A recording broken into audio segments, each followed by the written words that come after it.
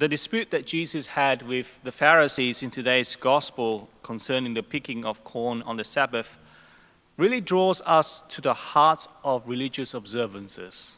It gets us to ask the question, what is the meaning behind the following of religious rules and regulations?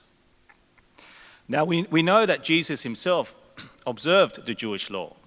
He said earlier in this same gospel that he did not come to abolish the law or the prophets, but to complete them.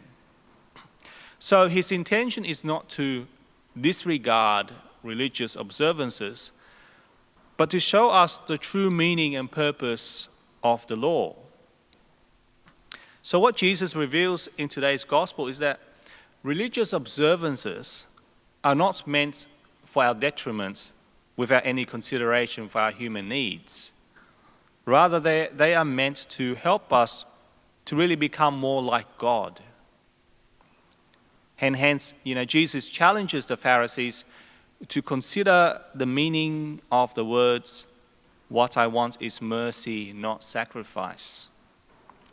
In these words, Jesus shows us that religious observances are meant to train us to become more compassionate and merciful towards others in their need, just as God is so.